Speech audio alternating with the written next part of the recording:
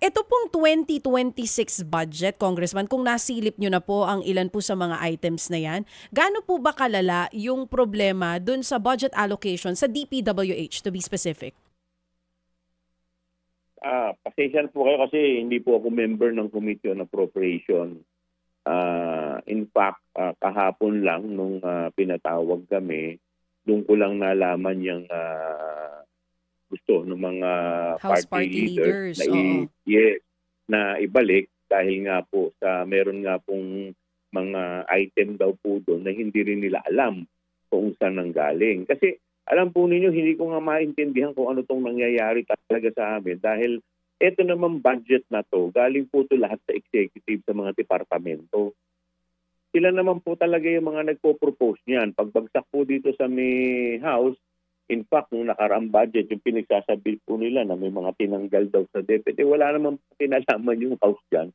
In fact, dinagdagan pa nga nung house. Sa pagkakaalam ko, yung pondo ng DepEd. But unfortunately, nung lumabas na ito sa house, yung HGAB namin, biglang doon na yata nagkaroon ng slashes for some reason. So, kaya hindi ko po alam kung bakit ang house ang sinisisi. Kaya ngayon naman, ang paliwanag sa amin ng party leaders dahil nga po sa parang may mga ganyang hindi sila maintindihan na budget na nakasaksak dito, ang sabi naman po ng ating presidente na siyempre wag po tayo makikialam sa budget ng executive. So hindi rin po nila alam kung ano po yung dapat gawin. So mas maganda, ibalik na lang to sa DBM para maayos po ng mga departamento yung kanilang mga budget. Mga kapatid, brothers and sisters, saan ka pa?